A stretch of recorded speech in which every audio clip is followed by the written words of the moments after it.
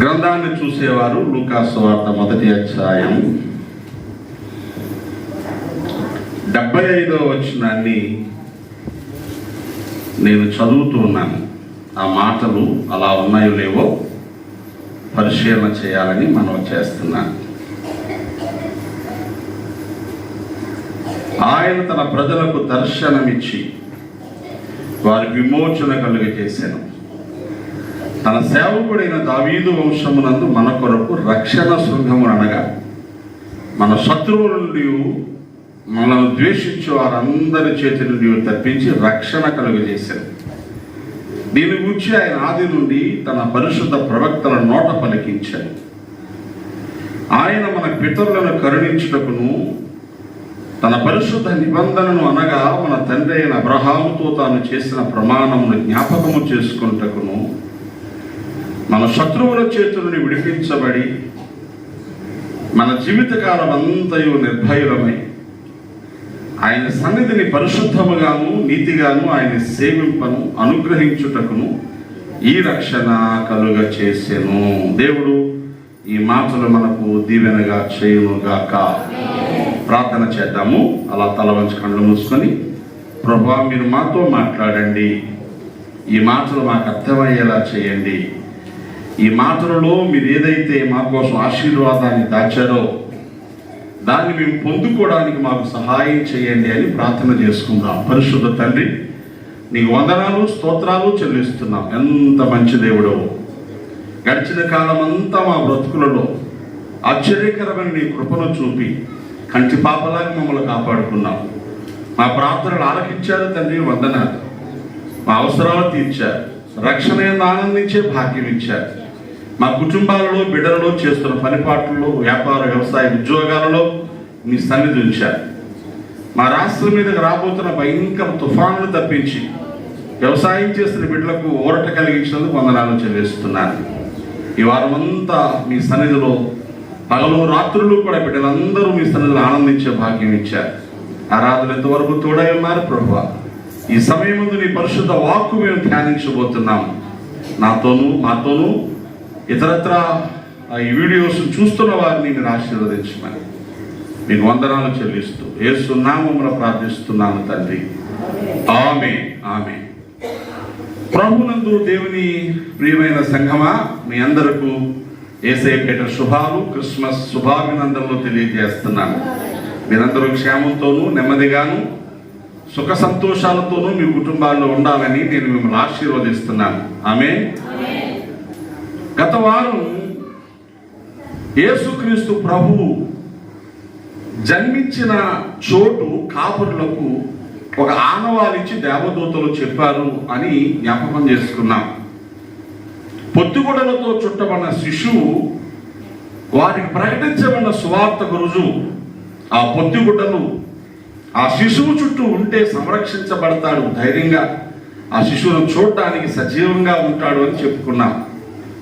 క్రైస్తవ జీవితాలలో కూడా యేసుక్రీస్తు ప్రభు మాలో పుట్టాడు, ఉదయించాడు, ఉన్నాడు అని చెప్పడానికి ఆ పొత్తిగుడ్డలకు సాదృశ్యమైన కొన్ని పరిశుద్ధులు చేయాల్సిన కార్యాలు బ్రతుకులో ఉండాలి అని చెప్పుకున్నాం. గుర్తుందా?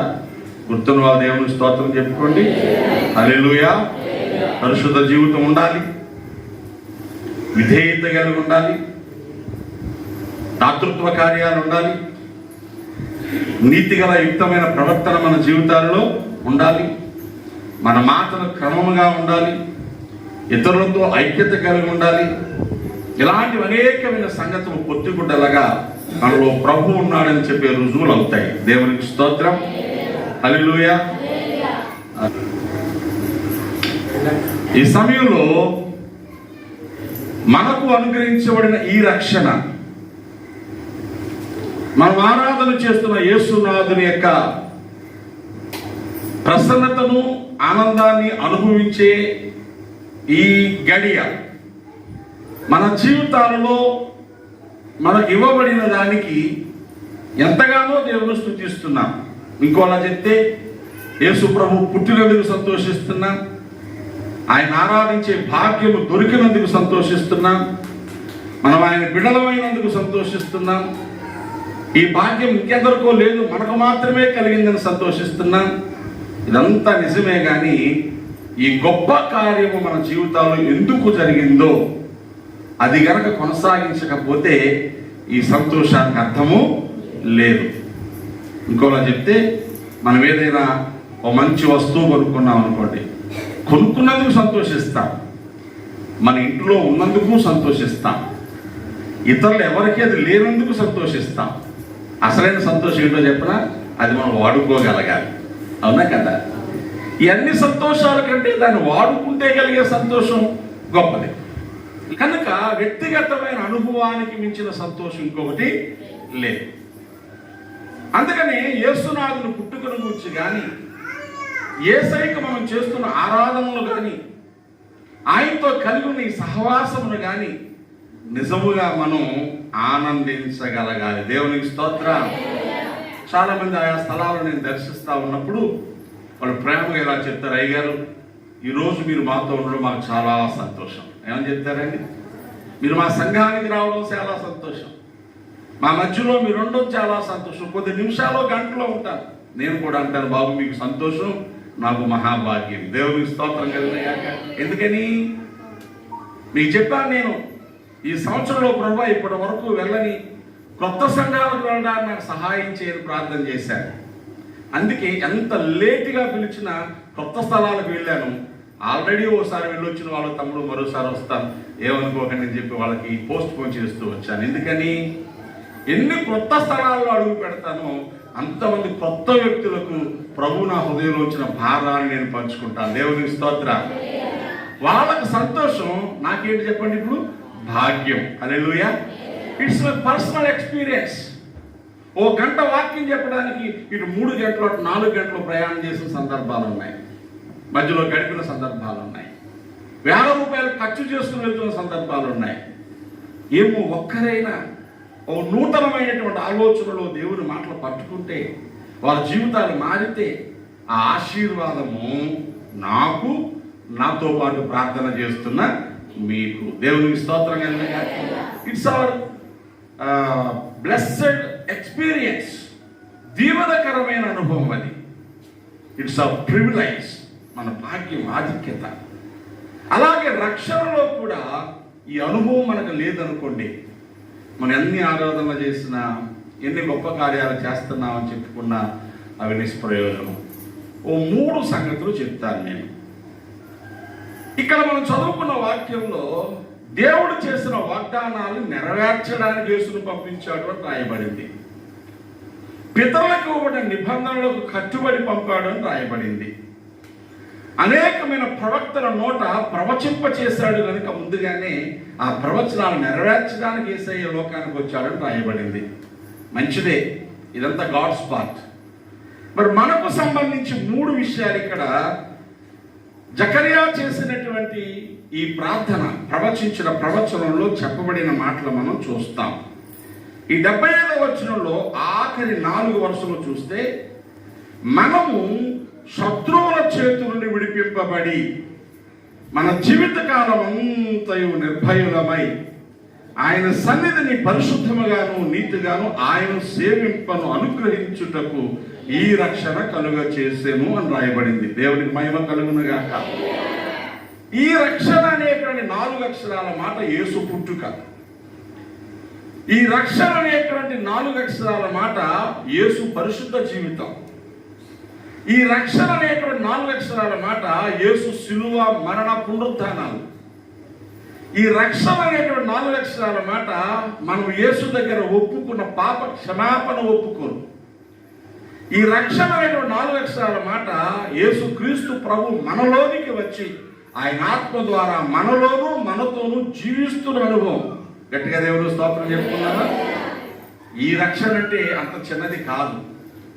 ఈరోజు నువ్వేమై ఉన్నావో అది ఆయన మనకు అనుగ్రహించిన రక్షణ ఫలమే. ఒకప్పుడు మన నోట స్తుతి గీతాలు లేవు, ఉన్నాయా? దుర్భాషలు ఉన్నాయి, దూషణలు ఉన్నాయి, అహంకార మాటలు ఉన్నాయి, సరసోక్తులు ఉన్నాయి, వేలాకోళాలు ఉన్నాయి, బూతులు ఉన్నాయి. అవునా? ఇప్పుడే ఉన్నాయి, స్తోత్ర గీతాలు ఉన్నాయి. గట్టిగా దేవునికి మహిమ చెల్లిద్దామా? మీరు పాడుతూ ఉంటే, పిల్లలు పాడుతూ ఉంటే, కుమార్తెలు పాడుతూ ఉంటే, కుమారులు పాడుతూ ఉంటే నేను చాలా మురిసిపోతానండి. మీ ముందు చెప్తే మీరు ఎక్కడ మళ్ళా మీకు కొమ్ములు రెక్కలు వస్తాయని చెప్పను, కానీ నేనే పాడుకునేవాడిని. ప్రభువా, ఈ సంఘంలో యవనస్తులు రారా, ఈ పల్లెటూరులో తీసుకొని పాడేసావు, అందరూ ముసలోళ్ళే ఉన్నారు, వీళ్ళకి ఏం చెప్పను అని చాలా చక్కగా పాడగలిగేవారిని, ప్రార్థించగలిగేవారిని, దేవుని స్తోత్రం చెప్తారా, ప్రేమ చూపించేవారిని, పరిచయం చేసేవారిని. డబ్బులు ఒకటే లేవు, దేవుని స్తోత్రం. అన్ని దీవెనలతో మనల్ని నింపి ఈరోజు దైవ సన్నిధిలో కూర్చుండబెట్టాడు. దేవుని స్తోత్రం చెప్పుకోండి. పాట ఉంది, అపవిత్రమగు పెదవులతో కపటముగా జీవించి తిని, అపవిత్రమగు పెదవులతో కపటముగా జీవించి తిని, అపరాధి నోటిని తెరచి స్తుతి గీతమును సగిన ప్రభువా, అపరాధి నోటిని తెరచి స్తుతి గీతమును సగిన ప్రభువా, పావనుడా మా ప్రభువా, నీ రక్షణకై స్తోత్రములు, నీ రక్షణకై స్తోత్రములు. దేవునికి మహిమ కలుగునుగాక. అపవిత్రమైన పెదవులతో చాలా కపటంగా బ్రతికాం ఒకప్పుడు. ఏం చేశాడు ఆయన?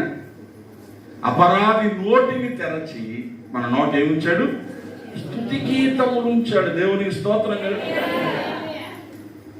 యవన కాలంలోనే బ్రతుకును రకరకాల ఆశలతో నింపేసుకుని, మనసుకు నెమ్మది లేక నిద్ర మాత్రం వేసుకుని పడుకునేవాడిని నేను.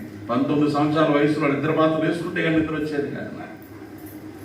లేదా రాత్రంతా నిద్ర లేకుండా బురుటుకునేవాడిని, డిప్రెషన్లోకి వెళ్ళిపోయి చచ్చిపోదామని ఆలోచన వచ్చేస్తా ఉండి. అలాంటి నన్ను ఈ రక్షణ ద్వారా దీవించిన దేవుడు ఈరోజు 4 గంటలు పడుకుంటే చాలు నాకు రాత్రంతా ప్రార్థన చేయడానికి, దేవుని మాటలు చదువుకోవడానికి, మీ అందరి కోసం ప్రార్థన చేయడానికి, దేవుని మాటలు ప్రకటించడానికి సిద్ధపడడానికి అలసట లేనటువంటి జీవితంతో నన్ను దీవించాడు. దేవుని స్తోత్రం కలుగునుగాక. ఆయన చెప్పొద్దా, ప్రభువా ఈ రక్షణ నాకు అనుగ్రహించావు. హల్లెలూయా.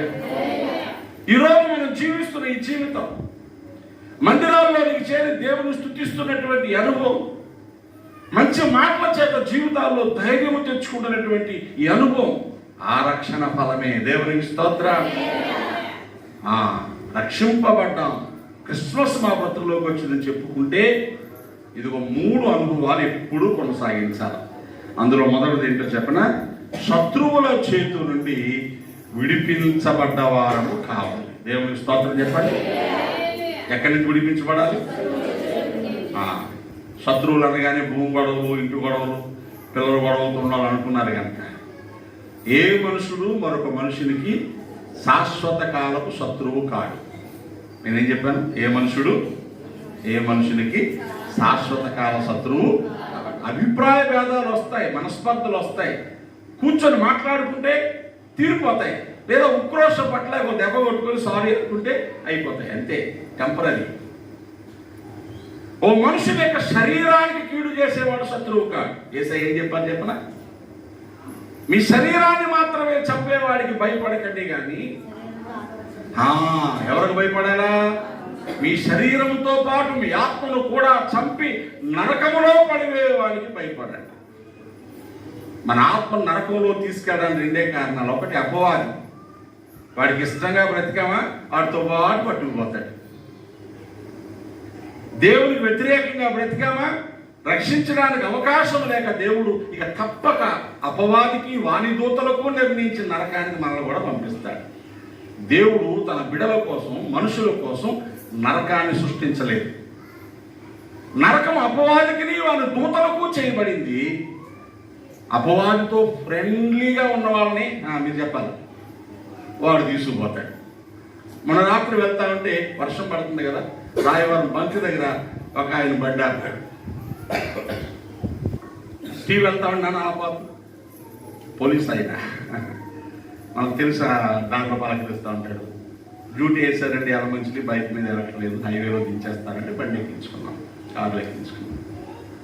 పాస్టర్ గారు ఎక్కడికి వెళ్ళి వస్తున్నారంటే ప్రార్థనకి వెళ్ళి వస్తున్నామండి, మన చర్చ్ ఉంది కదా ఉప్పరాపల్లిలో అని చెప్పాను. ఎప్పుడూ నేను చాలాసార్లు చూశానండి, దారిలో ఎవరో నిలబడితే ఆపి బండి ఎక్కించుకొని వెళ్తారే అని అడిగాడు నేను. అంటే మనం గమనించిన కానీ మనందరూ గమనిస్తారు కదా. నేనేమన్నానంటే ఈ రూట్లో ఎక్కువ దొరకవు కదండి, సాయంకాలం మట్టు వచ్చారులో ఎప్పుడైనా వెళ్తున్నప్పుడు నేను ఒక్కడిని వెళ్ళినా బైక్ అంతే పెట్రోల్ అవుతుంది, ఇంకొకటి ఎక్కించుకున్నా అంతే. ఆయన ఏమాడంటే ఈ రోజుల్లో అలా ఎవరు పడితే వాళ్ళు ఎక్కించుకోకండి పాస్టర్ గారు అన్నాడు. అదే నాకు అర్థమైంది నేను ఎందుకన్నాడో. మీరు మంచితో ప్రేమతో ఎక్కించుకుంటున్నారు, వాడు మంచోళ్ళో కాదో మీకు తెలియదు. వాడి జేబులోనూ వాడి బ్యాగ్లో గంజాయి ప్యాకెట్ ఉండొచ్చు.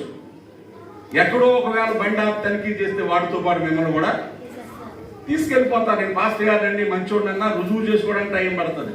నాకు అన్నీ ఎవరు గుర్తొచ్చారు చెప్పిన, అపవాదితో ఫ్రెండ్షిప్ చేస్తే ఆడితో పాటు మనలో కూడా ఎక్కడ కొట్టుకుపోతారు, నరకాన్ని కొట్టుకుపోతారు. చెడ్డవారితో సహవాసం చేస్తే దాని ప్రతిఫలాన్ని అనుభవించాలి, దుర్జనులతో సహవాసం చేస్తే దాని ప్రతిఫలాన్ని అనుభవించాలి. ఇప్పుడు మన శత్రువు ఎవరన్నమాట? అపవాది. ఎవరు? పర్మనెంట్ గా మన శత్రువు అపవాది.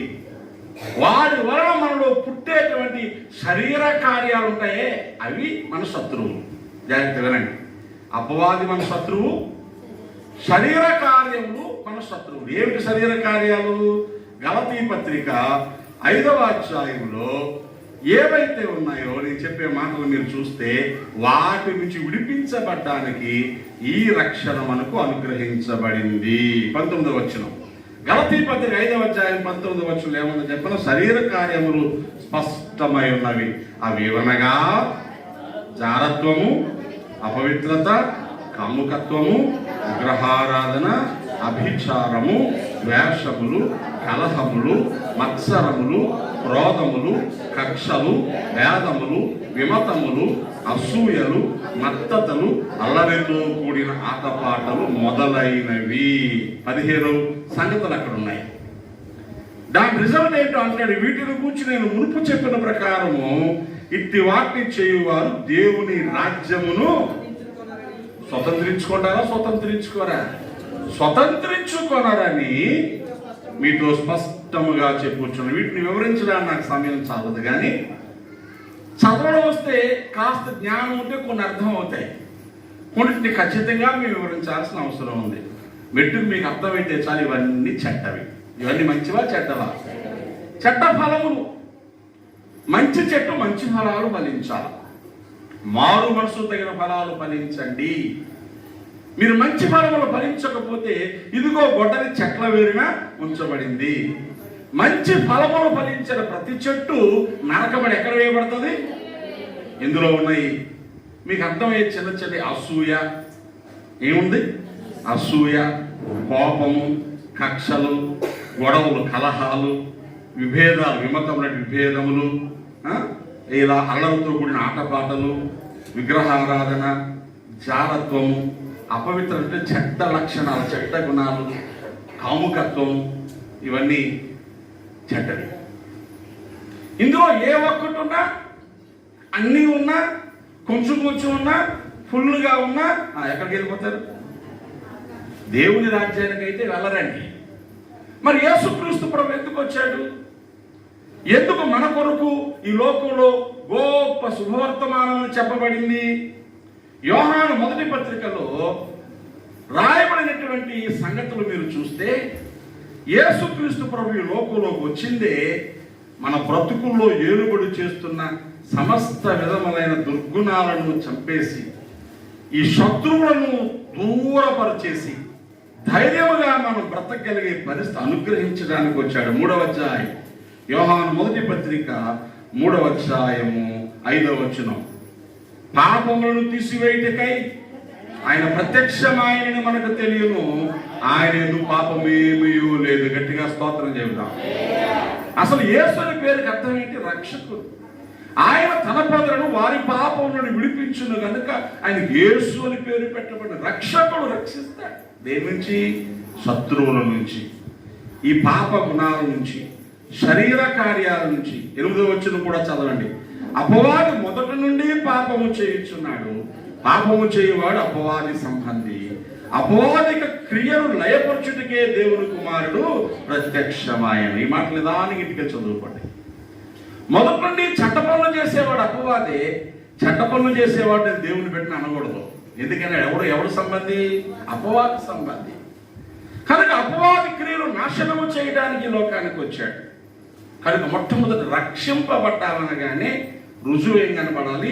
చెడు గుణాల నుండి అనగా శత్రువుల నుండి విడిపించబడ్డవారము కావాలి. దేవునికి స్తోత్రం కలగాలి.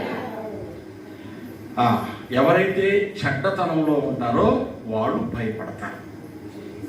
ఎవరైతే చెడుతనం లేకుండా ఉంటారో వారు భయములో నుంచి బయటకు వచ్చేస్తారు. దేవునికి స్తోత్రం. రెండవది ఏం రాయబడింది? జీవితకాలం అంతయు నిర్భయమై బ్రతకడానికి ఆయన రక్షణ దయచేశాడు. మొట్టమొదటిది మనం చదువుకున్నాం లూకా సువార్త 1వ అధ్యాయం 75వ వచనంలో విడిపించడానికి ఆయన రక్షణ దయచేశాడు. విడిపించడం అనే మాటకు అర్థం ఇక మన బ్రతుకులో వాటితో జోలి లేకుండా చేయటం, సంబంధాన్ని కట్ చేయడం. ఎలా? మనం ఒప్పుకుంటే నమ్మదగిన వాడు నీతిమంతుడు గనుక మన ప్రతి దుష్కార్యములు దుర్నీతిని క్షమించి ప్రతి పాపం నుండి మనల్ని ఏం చేస్తాడు? ఆయన పవిత్రులను చేస్తాడు. ఇదే యోహాను పత్రిక 1వ అధ్యాయం 7-9 వచనాలు రాయబడి. ఒప్పుకుంటే చాలు. ఏం చేయాలి? అతిక్రమములు దాచిపెట్టేవాడు వర్ధిల్లడు, వాటిని ఒప్పుకొని విడిచిపెట్టేవాడు కనికరము పొందుతాడు. ఎవరి అతిక్రమములు పరిహరించబడతాయో, ఎవరి పాపములకు ప్రాయశ్చిత్తము చేయబడతాదో ఆ నరుడు ధన్యుడు. యెహోవా చేత నిర్దోషిగా ఎంచబడిన వాడు, ఆత్మలో కపటము లేనివాడు ధన్యుడు. 32వ కీర్తన 1-2 వచనాలు రాయబడింది. ఈ మాటల సారాంశాన్ని మనసులో తెస్తున్నాను. ఆయన జన్మించింది, మనకు దొరికింది, మనం ఆరాధించగలిగే భాగ్యానికి మనం నడిపించింది. ఎందుకంటే ఆ దుర్గుణాల నుండి మనల్ని విడిపించడానికి. దుర్గుణాలు విడిపించబడ్డాయి అనుకోండి, ఇప్పుడు మనకి ఏముండదు? భయం ఉండదు. దేవుని స్తోత్రం చేశారు. జీవితకాలం అంతయు మనల్ని వేరుబడి చేస్తున్న భయము నుండి తప్పించడానికి ఆయన మనకి రక్షణ దయచేశాడు. ఇంట్లో డబ్బులు పోయాయి అన్నాం, లేదా బంగారం పోయింది అన్నాం, పోలీస్ కేసు పెట్టాం, పోలీసులు వస్తున్నారు, పోలీసు కుక్కలు వస్తాయంట అన్నాం. ఇప్పుడు ఎవరు భయపడతారు? అది బయటకు అక్కడ రాని వస్తే రాని అంటాడు. ఏం లోపల ఏముంటుంది? స్టెటస్కోప్ పెట్టి వాడు గుండె కానీ చెక్ చేస్తే అందరికి 72, 82 కొట్టుకుంటే 102 కొట్టుకో డబ్బా డబ్బా డబ్బా. బయటకు ఎలా ఉంటాడు? రాని రాని అంటాడు. కానీ లోపల ఏముంది? ఎందుకు? తప్పు చేసినోడు భయపడతాడండి, తప్పు లేనోడు ధైర్యంగా ఉంటాడు. దేవునికి స్తోత్రం. నీతిమంతులు సింహము వలె ధైర్యంగా ఉంటారని రాయబడింది. దేవునికి స్తోత్రం. ఇప్పుడు ఆయన ఎందుకు వచ్చాడు అంటే నీలో ఉన్న ప్రతి దుష్కార్యాన్ని చంపేసి నువ్వు భయము లేకుండా బ్రతకడానికి నిన్ను దీవించడానికి వచ్చాడు. దేవుని స్తోత్ర. మొదట మాట ఏం చెప్పాను? రక్షింపబడ్డాము, యేసును ఆరాధన చేస్తున్నాము, మాలో క్రిస్టమస్ వచ్చిందని చెప్పుకునే వాళ్ళు చెడు గుణాలు ఉండడానికి వీలు లేదు. ఎప్పటికప్పుడు ఏం చేయాలి? యేసు రక్తము చేత కడగబడాలి, వాక్యము చేత మరలా శుద్ధి చేయబడి ముడతలు మచ్చలు డాగులు లేకుండా పరిశుద్ధాత్మని చేత చక్కబరచబడాలి. దేవునికి స్తోత్ర. అంటే విడిపించబడ్డ వాడికి వచ్చిన గొప్ప భాగ్యం ఏంటంటే నిరంతరము యేసు రక్తాన్ని ఆశ్రయించి ప్రభువా నన్ను క్షమించవా, నన్ను శుద్ధి చేయవని అడిగే భాగ్యము దొరికింది. వాక్యం వింటున్నప్పుడు ఆ వాక్యం హృదయాల్లో ప్రవేశించి చీకటిని బయటికి పంపించేసి సత్యము చేత నింపి మన స్వతంత్రులను చేస్తుంది. ఇంకా ఎక్కడైనా మడతలు ఉండిపోతే, ఉతికిన బట్టల్లో మడతలు ఉండిపోతే చూసారు అదేక, అప్పుడు ఏం చేస్తాం? వాటిని గట్టిగా పెట్టి ఇస్త్రీ చేస్తాం. ఆ చిన్న చిన్న కష్టాలు, చిన్న చిన్న పరీక్షలు, చిన్న చిన్న పోరాటాలు అనేటువంటివి పరిశుద్ధాత్మ దేవుడు మనకు అనుగ్రహించి వాటి మధ్య ఎక్కువ ప్రార్థన చేసేలాగా, ఎక్కువ కన్నీళ్లు కార్చేలాగా చేసి ఆ మడతలు కూడా తీసేస్తాడు. దేవునికి స్తోత్రం. కాస్త సంతోషంగా ఉన్నవాడు అటు ఇటు కాలు జారే పరిగెడతాడు, కానీ బాధలు ఉన్నవాడు ఏం చేస్తాడు? మీరు చెప్పండి.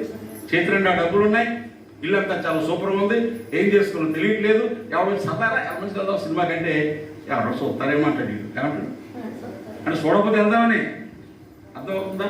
అదే బాధ ఒంట్లో జబ్బు ఉంది, ఇంట్లో కొంచెం బాధలు ఉన్నాయి, కాస్త కష్టం అనిపిస్తుంది, కూర్చొని కళ్ళని నీళ్లు పెట్టుకుంటున్నాడు. అలాంటి వాడి దగ్గరికి వచ్చి రా సినిమాకి వెళ్దామంటే నీకు అలాగ ఉందిరా బాబు, ఎలా ఉంది, నాకు అలా లేదు అంటాడు. ఎందుకని? బాధ వాడిని అనవసరమైన వాటి మీదకి వెళ్లకుండా చేస్తా ఉంటాడు. భక్తులకు వచ్చే బాధలు అప్పుడప్పుడు మన జీవితాలను దేవుడు సరి చేయడానికి అనుమతిస్తూ ఉంటాడు. దేవునికి స్తోత్రం. విడిపించిన తర్వాత ఎప్పుడైతే దుర్గుణాలు మనలో లేవో, ఎప్పుడైతే శరీర కార్యాలు ఉండవో, శరీర కార్యాలు తొలగిపోయిన మరుక్షణం ఆత్మలో ఫలించడం మొదలు పెడతాం. దేవునికి స్తోత్రం కలుగుతాయి. అదే గలతీ పత్రిక 5:22లో ఉంటుంది. 9 లక్షణాలు ఉన్నాయి. ఆత్మఫలమేమనగా ప్రేమ, సంతోషము, సమాధానము, దీర్ఘశాంతము, దయాళుత్వము, మంచితనము, విశ్వాసము, సాత్వికము, ఆశానిగ్రహము. ఎన్ని లక్షణాలు ఉన్నాయి? 9 beautiful demonstrations of God's love, God's holiness, God's perfection, God's presence. దేవుని యొక్క ఆ గొప్ప సమృద్ధి, సన్నిధి, ప్రసన్నత, ఆయన లక్షణాల చేత ఆ గుణాలు మనలో నింపబడతాయి. శత్రువులను కూడా ప్రేమించే అంత ప్రేమ మన దగ్గర ఉంటుంది. దేవుని స్తోత్రం. అన్ని సమయాల్లో ప్రశాంతంగా ఉండే అంత సమాధానం ఉంటుంది. దుఃఖపడే సందర్భాల్లో కూడా దేవుని బట్టి నవ్వుకునే గుణం వస్తుంది. దేవుని స్తోత్రంగా మంచితనం వస్తుంది. ఎంత పెద్ద కష్టం వచ్చినా నా దేవుడు ఉన్నాడనే విశ్వాసం మనలో ఉంటుంది. ఇవన్నీ ఆత్మ యొక్క ఫలము. ఆత్మ మనలో వృద్ధి చెందుతున్నారు, పెరుగుతున్నారని చెప్పడానికి, మనం నింపుతున్నారని చెప్పడానికి రుజువులు. అందుకు రక్షణ అనుగ్రహించబడింది. మొదట చెడు గుణాలు ఉండకూడదు. రెండవది ఏం చేయాలి? మనం భయము లేకుండా బ్రతకగలగా. దేవుని స్తోత్రం. ఇప్పుడు గొప్ప గొప్ప భక్తులే భయపడిపోతున్నారు. దేనికి? జ్వరం వస్తే భయం, తలపోటు వస్తే భయం, ఏదో రిపోర్ట్ తేడా వచ్చిందంట, కొత్తగా డాక్టర్లు ఈ మధ్యలో నీ బ్లడ్లో ఇన్ఫెక్షన్ వచ్చిందమ్మా అనగానే అదేదో తుఫాన్లా, అయ్యో నా బ్లడ్లో ఇన్ఫెక్షన్ వచ్చిందంట. మీకు తెలుసో తెలియదో, ఏ జబ్బు అయినా బ్లడ్లో ఇన్ఫెక్షన్ వస్తేనే వస్తుంది. ఇవాళ కొత్తగా వచ్చింది కాదు అది. ఎప్పటి నుంచి ఉంది? మనిషి పుట్టిన దగ్గర నుంచి, మనిషికి జబ్బు వచ్చిన దగ్గర నుంచి బ్లడ్లో ఇన్ఫెక్షన్ వస్తేనే జబ్బులు వస్తాయి. డాక్టర్ కొత్తగా మనకు చెప్పేసి అర్థమవుతుందా? ఇంతకుముందు డాక్టర్ల పేరు కింద ఉండేది ఎండి అని రాసుంటే ఆయన ఎంబీబీఎస్ కూడా చదివే ఎండి అవుతాడు. ఇప్పుడు ఏం చేస్తున్నారు? ఎంబీబీఎస్ ఎండి అని రాసుకుంటున్నారు. ఎందుకని? ఇంకా ఎక్కువ చదివినట్టు మనకు తెలియాలని. అంతేకాదు, ఎండి అంటే జనరల్ ఫిజిషియన్, అంటే అన్ని రకాల వ్యాధులు చూస్తాడు. అక్కడ అన్ని చూస్తాడో చూడడం మనకు తెలియదు కాబట్టి అక్కడ రాస్తున్నాడు. తలనొప్పులు, నరముల బలహీనత, కీళ్ళ నొప్పులు, బీపీ, షుగర్ వ్యాధులు, జ్వరములు, కామెర్లు, అన్ని వ్యాధులు చూడబడని రాస్తున్నాడు. ఎందుకని? మన జ్ఞానాన్ని బట్టి. మళ్ళీ అక్కడికి డాక్టర్ నీకు చూడడం వచ్చేది అడుగుతామో అని. మీకు అర్థమవుతుందా ఎలా మారిపోయాడు డాక్టర్లు? ఇప్పుడు ఎవడైతే వారి జీవితాల్లో పరిశుద్ధాత్మను కలిగి ఉన్నాడో, భయము లేకుండా బ్రతుకుతాడు. వాడికి ఏ విధమైన బలహీనతలు వచ్చినా, కష్టాలు వచ్చినా బెదిరిపోయే పరిస్థితి లేదు. దేవుని స్తోత్రం. 27వ కీర్తనలో దావీదు ఆ రక్షణ అనుభవాన్ని చవిచూచిన వాడిగా, దేవునితో బంధాన్ని కలిగిన వాడిగా చెప్పే మాటలు కొన్ని ఉన్నాయి. మీకు చెప్తా, జ్ఞాపకం చేసుకోండి ఒకసారి. మొదటి వచనం చదవండి. యెహోవా ఏమై ఉన్నాడు?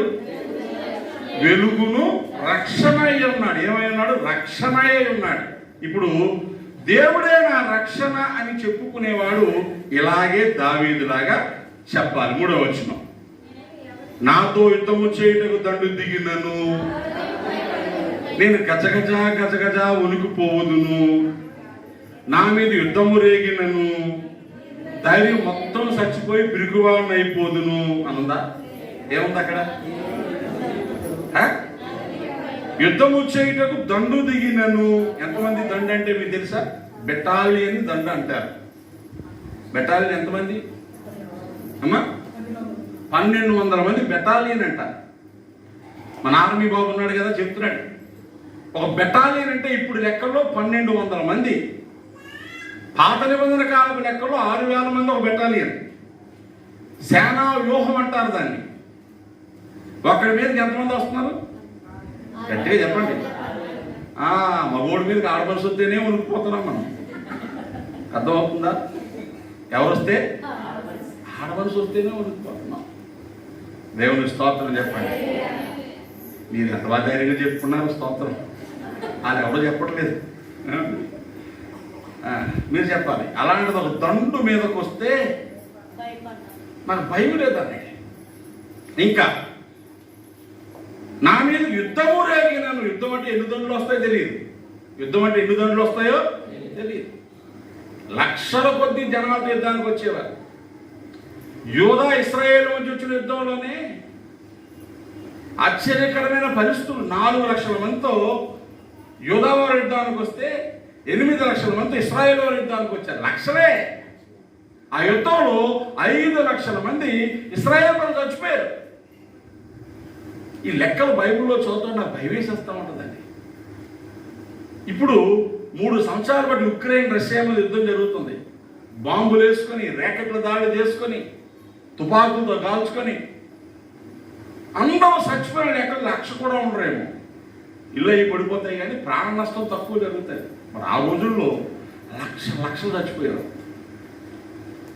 మన కళ్ళ ముందు కుడి ప్రక్క 1000 మంది పడినను, ఎడమ ప్రక్క 10,000 మంది కూలినను. అది రక్షణ అనుభవం కలిగిన వాడు చెప్పాల్సిన మాట. చచ్చిపోతున్నారంటే అంటే ఓకే, చచ్చిపోతున్నారైతే ఏం చేద్దాం? ఆ చావు దేవుడు నాకు అనుమతిస్తే నేను చచ్చిపోతాను. కాబట్టి అనుమతించాలో తెలియకుండా నేనెందుకు భయపడాలా? నేనెందుకు భయపడవలెను, సామాన్యునివ్వలేను. పడుకోవద్దా? మన సామాన్యులం కాదా? మీరు చెప్తారా? సామాన్యులమే. ఇల్లు సామాన్యం, ఫైనాన్స్ సామాన్యం, చదువు సామాన్యం, అందం సామాన్యం, ఆరోగ్యం సామాన్యం, అందరిలాగే. కానీ ఆత్మ సామాన్యం కాదు. దేవుడికి స్తోత్రం కలిగిన ఆత్మలో వీఆర్ సో రిచ్. ఏమండి, నా ఎంత ధనవంతుడు ఎవరు లేడంటే ఇప్పుడు నేను ఎంత ధనవంతుని మీరు చెప్తారా? ఎంత ధనవంతుని? డబ్బు లోక సంబంధమైన ధనవంతుని కాదు. ఆరోగ్యంలో ధనవంతుని రిచ్ కాదు. జ్ఞానంలో రిచ్ కాదు. నాకంటే మీలో చాలా మందికి బోల్డ్ తెలివితేటలు ఉన్నాయి. మీకు తెలిసిన విషయాలు కూడా నాకు తెలియదు. కానీ ఆత్మలో మీరు ఎవ్వరూ నాకు కాలిగొట్టి కూడా సరిపోరు. అతిశయంగా చెప్తాను. ఎందుకంటే నేను సో రిచ్. మీరు గొప్పోడు కావాలని ఆశపడుతున్నాను. నేను నాకంటే గొప్పోడు కూడా అయి ఉండొచ్చు. కానీ నేను చెప్తాను, నా అతిశయం అలా ఉంటుంది. ఎందుకంటే నేను నా ప్రభువుని అంత గట్టిగా పట్టుకున్నాను. దేవుని స్తోత్రం. నువ్వు కూడా ఏం చెప్పాలా? బంగారం లేదు, వెండి లేదు, ఆరోగ్యం లేదు, అందం లేదు, అంతస్తులు లేవు, జ్ఞానం లేదు. కానీ ఏమున్నాడు? మనకి యేసు ఉన్నాడు. మేము సామాన్యులం కాము. యేసుని కలిగిన వారం మేము. We are so rich with the king of kings. రాజులకు రాజు అయిన ఆ దేవదేవుని కలిగిన గొప్పవాళ్ళం మేము. మేమెందుకు భయపడతాం? దేవుని స్తోత్రం చెప్పండి. ఇప్పుడు చెప్పండి, రక్షింపబడ్డాము, క్రిస్టమస్ చేస్తున్నాం అంటే నీకు ఏమనకూడదు? రెండోది, దేవదూత మొట్టమొదటి ఏం చెప్పింది? గొర్రెల కాపులకు భయపడకుడి అని చెప్పిందా? భయపడమందా? ఫస్ట్ భయవద్దు. అంతకంటే ముందు చెడు కార్యాలు వద్దు. వెలుగు వచ్చింది అంటే చీకటి లేదు. భయవద్దు అని చెప్పాడు అంటే విడిపించబడ్డారు. ఇక 3వ మాట చెప్పేస్తాను నేను, చూడండి. ఈ రక్షణ, ఈ ఆరాధన, ఈ ఆనందము కలిగిన వారిలో ఉండాల్సిన 3వ లక్షణం ఏంటంటే ఆయన సన్నిధిని పరిశుద్ధముగాను నీతిగాను ఆయనను సేవించాలి. దేవుని స్తోత్రం చేద్దామా? ఎలా సేవించాలా? పరిశుద్ధముగాను నీతిగాను. నీకు నచ్చినట్టు ఉండడం కుదరదు. నువ్వు విడిపించబడ్డావు, శత్రు భయము లేదు, జీవితకాల భయము లేదు. ఇక 3వది, నువ్వు పరిశుద్ధంగా నీతిగా ఉండి సేవించాలి. దేవుని స్తోత్రం చెప్పాలి. అన్నం పెట్టాల ముందు గిన్నె ఏం చేస్తాం? అంతేనా? మొన్నే కడిగామని అంటామా? శుభ్రంగా కడుగుతాం కదా. బాండశుద్ధి లేని పాకం ఎలా? చాలాసార్లు చెప్తాను. ఆత్మశుద్ధి లేని ఆచారం అది ఎలా? చిత్తశుద్ధి లేని శివ పూజలేనరా విశ్వదాభిరామ. ఆరాధన చేయడానికి ఆత్మశుద్ధి కావాలి. వంట చేయడానికి కుండ శుభ్రం కావాలి. పరిశుద్ధుడైన దేవుని సేవించడానికి మన దగ్గరే ఉండాలా, పరిశుద్ధత ఉండాలా. నీతిమంతుడైన దేవుని సేవించడానికి మన దగ్గరే ఉండాలా, నీతి ఉండాలా. ఉందా లేదో చెక్ చేసుకోవాలి. దేవుని దగ్గరికి వచ్చినప్పుడల్లా ఆరాధించడానికి వెళ్తున్నాం, ఏం పట్టుకు రావాలి? పరిశుద్ధముగా ఉండి రావాలి. దేవునికి స్తోత్రం. నా యొద్దకు వచ్చు వారి యందు నన్ను నేను పరిశుద్ధపరుచుకుందును. లేవియాకాండం 10:3 ఉంటుంది. నా యొద్దకు వచ్చు వారి యందు నన్ను నేను పరిశుద్ధపరుచుకుందును. నీ ఒళ్ళు శుభ్రంగా ఉండాలా, నీళ్లు శుభ్రంగా ఉండాలా, నీ నోరు శుభ్రంగా ఉండాలా, నీ ఆలోచనలు శుభ్రంగా ఉండాలా. నోరంటే ఏంటి? కోల్గేట్ జలతో కడుగుతానండి నేను, సెన్సోడేట్తో కడుగుతాను. ఈ పేస్ట్ గురించి చెప్పట్లేదు నేను. నీ మాటలు ఎలా ఉండాలా?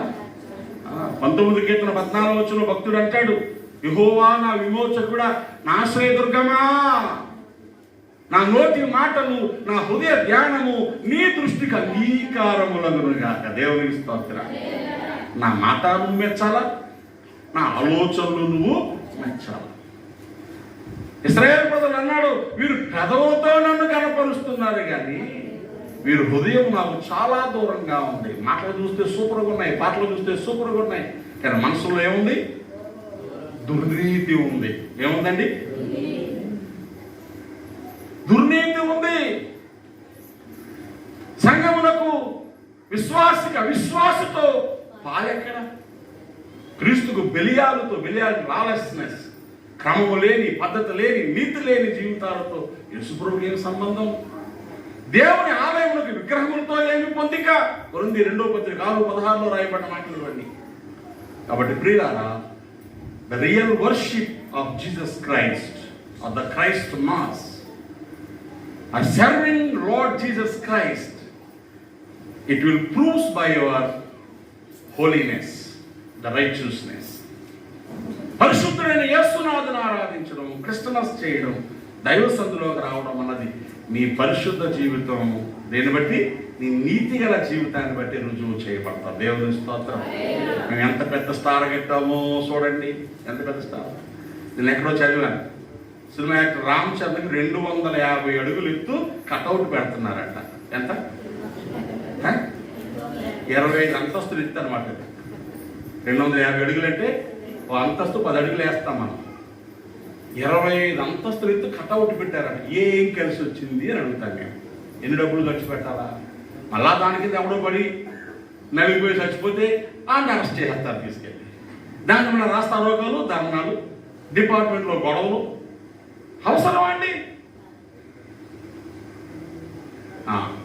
అక్కడ అల్లరితో కూడిన ఆటపాటలు, అహంకారాలు, అహంభావాలు, డబ్బు ఇవే ఉన్నాయి. వాళ్ళు సేవించడానికి అది సరిపోద్ది. మరి మన ప్రభువును సేవించడానికి ఏం కావాలి? కట్అవుట్ లే. మేము ఎంత పెద్ద స్టార్ ఇట్టామో చూడండి. కాదు కిస్మిస్కి ఎంత పెద్ద కేక్ కట్ చేస్తామో చూడండి. మా సంఘంలో అందరూ ఎంత రంగు బట్టలు వేసుకొస్తారో చూడండి. ఇవన్నీ ఉంటే మంచిదే, వద్దని నేను చెప్పట్లే, కానీ అంతకంటే ముందు ఏముండాలా? మేమెంత పరిశుద్ధంగా ఉన్నామో చూడండి. దేవునికి స్తోత్రం. మా మాటలు, మా చూపులు, మా చేతలు, మా అలంకారం, మా ఇల్లు, మా బిడ్డలు, మా వస్త్రాలు ఎంత పరిశుద్ధంగా ఉన్నాయో చూడండి. అది ఆయన చూస్తాడు. మనుషుని పై రూపాన్ని దేవుడు చూడడు. మా దేవుడు చూస్తాడు, అంతరంగాన్ని చూస్తాడు. ఆయన అంతరంగంలో దయను, సత్యమును కోరుతున్నాడు. యథార్థవంతులకు ఆయన ఏమేలు చేయకున్నాడు. యథార్థవంతులైన ముఖ దర్శనము చేస్తాడు. కాబట్టి ప్రియులారా, మేము ఆరాధిస్తున్నాం, ప్రభును స్తుతిస్తున్నాం, నేను దేవుని బిడ్డలు అని చెప్పడానికి 3 లక్షణాలు. 1, నువ్వు దుర్నీతి కార్యాల నుంచి విడిపించబడాలి. నీలో కొంచెం కూడా చెడ్డ గుణాలు కనబడకూడదు. ఉంటాయి కానీ వెంటనే ఏం చేయాలా? వస్తున్నాం, బురదలో గబుక్కును కాలేసాం, ఏం చేయాలా? మన ఇది బురదే ఉంది, పర్లేదు, మళ్ళీ వచ్చే వారం వస్తామా, మళ్ళీ తొక్కుతామా, కడుక్కోవడం ఎందుకు అనుకుంటామా, వెంటనే కడిగేస్తాం. అది ఎంత మంచి వాసన వస్తుందో అంత ఎక్కువసేపు కడుగుతాం. అన్నాయి కదా. మామూలు బురద అనుకోండి, అటు ఇటు కడిగేస్తాం. అది ఏ గేదె పేడ అనుకోండి, ఇంకొంచెం గట్టి, ఇంకొంచెం లోతుగా, అవును కదా. పల్లెటూరులో గేదెలు కుక్కలే కాదు, ఇంకా మాట నేను అనకూడదు, బాత్రూములు కట్టుకుని అందులో కొబ్బరి బొరుకులు తాటికమ్మలు వేస్తూ ఉంటారు. అదెంత అసహ్యకరమైందో అంత ఎక్కువ కడుగుతాం, అవునంటారా కాదంటారా? శుద్ధి చేసుకోవాలి. ఎప్పుడు శుద్ధి ఉందో ఇక భయపడ్డానికే లేదు. దేవునికి స్తోత్రం.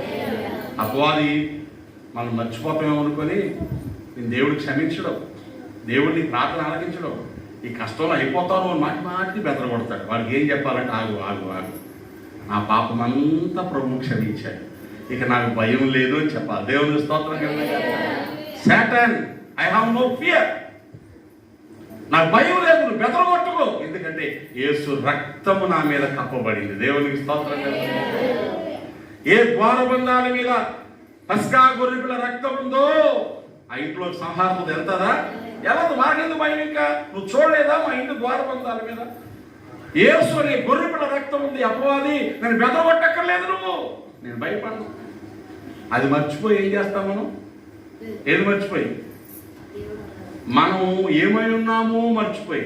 నీకు ఎప్పుడైనా చెప్పాను లేదో, మా పాస్టర్ గారు మేనత మా దగ్గర ఉండేది.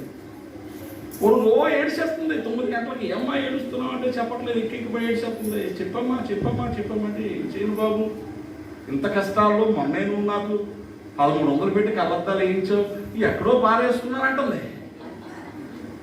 నిజంగానే ఆ రోజుల్లో కరువు, ఓ 25 ఏళ్ల క్రితం 1300 పెట్టి బైబిల్ చదవడానికి అవ్వలేదు బాబు అందని, టీవీ చూడడానికి అవ్వలేదంటే కళ్ళద్దాలు వేయించబోదు, బైబిల్ చదువుకోవడానికి అవ్వలేదు అందని 1300 పెట్టి కళ్ళద్దాలు వేయించారు. 3 రోజులు అయింది, ఎక్కడో పారేసింది.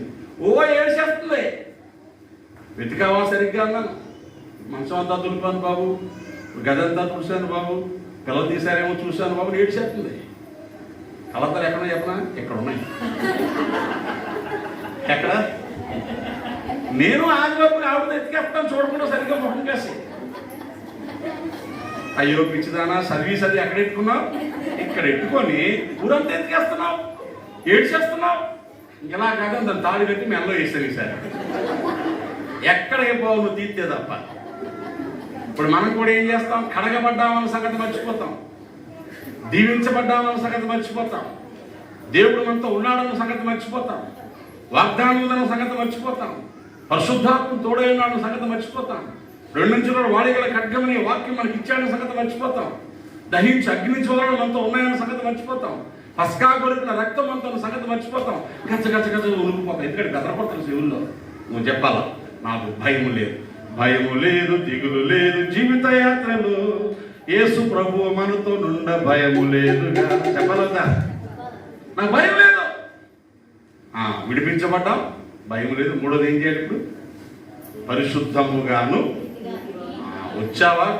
ఆడంబరంతో రాకు, వినయంతో రా, విధేయంతో రా, భయభక్తులతో రా, పరిశుద్ధతో రా, నీతిగా రా. నీతిమంతులు కలిగింది కొంచెమైనను వాడు సమృద్ధిగా ఉంటాడు. దేవునికి స్తోత్రం. నీతి లేకుండా విస్తారంగా సంపాదించి ఉపయోగం లేదు. ఇప్పుడు ఎక్కడ మనం ప్రాక్టీస్ చేయాలా? నీతిలోను పరిశుద్ధలోను. అప్పుడు మనం చూసిన వాళ్ళకి ఏమర్థం అవుద్ది? వీళ్ళు రక్షింపబడ్డారు, యేసుని కలిగి ఉన్నారు, క్రిస్మస్ జరుగుతుంది అని వాళ్ళకి అర్థం అవుతుంది. దేవునికి స్తోత్రం కలిగింది కదా. కాబట్టి ప్రియులారా, ఆరాధనలో వాక్య ధ్యానం ముగించే ముందు మరలా చెప్తున్నాను, మనం విడిపించబడ్డవారు, ఆమేన్, భయము లేకుండా చేయబడ్డవారు, పరిశుద్ధులుగా మార్చబడ్డవారు, నీతిమంతులుగా తీర్చబడ్డవారు. దేవునికి స్తోత్రం కలిగినగా. పరలోక రాజ్యము కోసం సిద్ధపరచబడుతున్నవారు, దేవుని రాజ్యాన్ని వాగ్దానము చేయబడ్డవారు, మన కోసం యేసు మరలా వస్తున్నాడు నిరీక్షణ గలవారు.